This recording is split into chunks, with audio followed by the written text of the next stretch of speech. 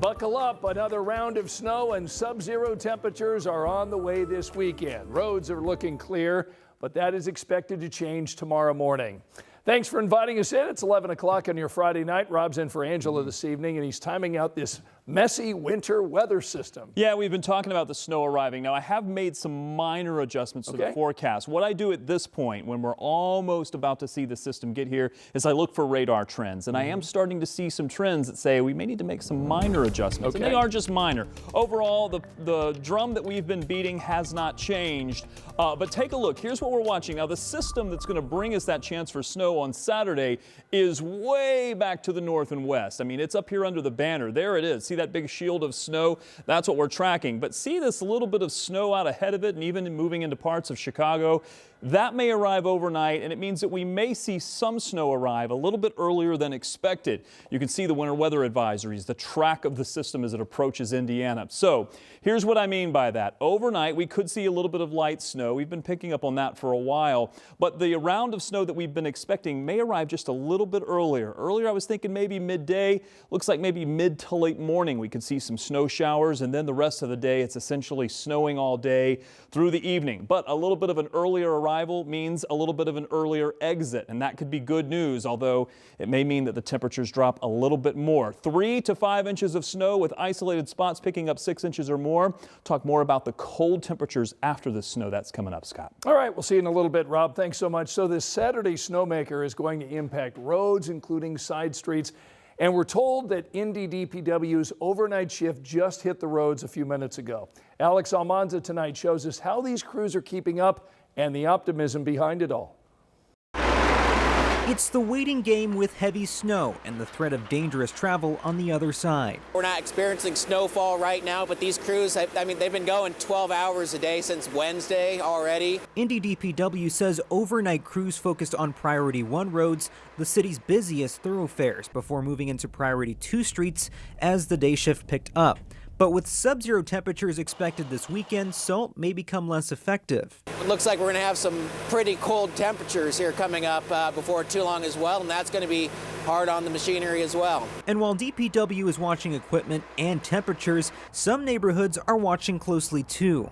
So we revisited one of the neighborhoods that was impacted by the lack of treatment last season. As you can see, not much to report right now, but come this weekend when that ice starts to form, neighbors are somewhat optimistic that the city will stick to their word about those priority streets and that this year will bring change. For Tim Donnelly, that optimism comes with conditions. I'm probably 50-50.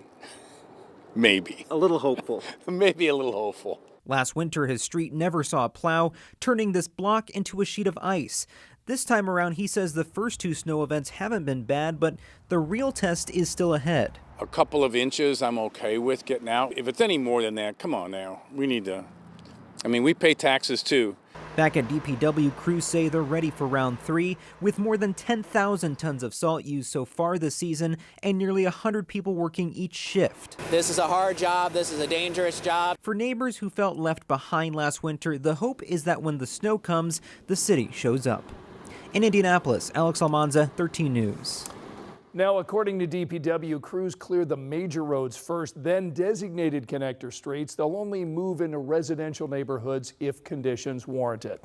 And remember, you can track where the crews have plowed this weekend by using this. This is the Indy Snow Force Viewer. The streets that you see highlighted there in blue show where plowing is in progress. The other colors indicate how long it's been since a plow has been by. You can Google Indy Snow Force Viewer to find this live updated map. Now, during these dangerous cold snaps, we often see an increase in hypothermia and cases of frostbite. So be sure to limit your risk by bundling up and avoiding prolonged outdoor exposure.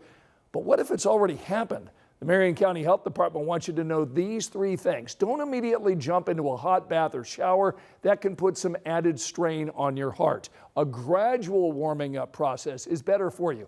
Plus, most importantly, know when it's time to go to a professional for help. Average temperature is 98.7 Fahrenheit or 37.5 centigrade.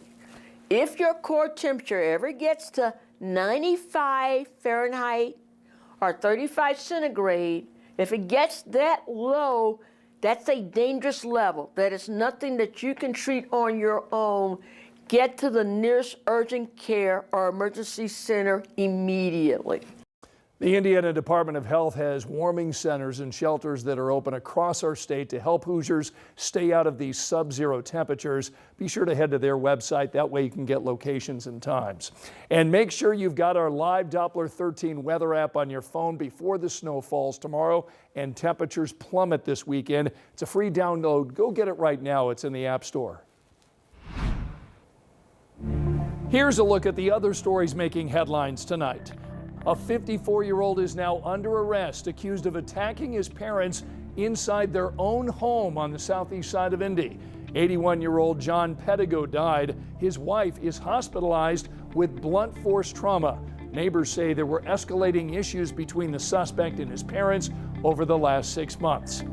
IMPD just arrested 2 men accused of causing a deadly crash and then driving off. Police say the 18 and 21-year-old suspects were street racing when they crashed into another car, killing the driver. Officers tracked down one of the suspects' cars, finding the 2 men nearby and taking them into custody. INDOT tonight is saying its Clear Path project on I-69 and 465 should wrap up next summer. So far, they've completed work on 12 of the 14 new bridges and added 5 miles of new pavement on 465. They've also finished off ramps from 465 to I-69 North and I-69 South to 465 West. Tonight, we just learned the name of the redevelopment over at Circle Center Mall. Developers are calling the project Traction Yards. They plan to transform the mall into an open-air mixed-use district with space for restaurants, shopping, and apartments. Phase 1 of that project should wrap up in 2030. Remember, you can find all of our day's latest local headlines anytime on the 13 News app, WTHR.com, or streaming on WTHR Plus.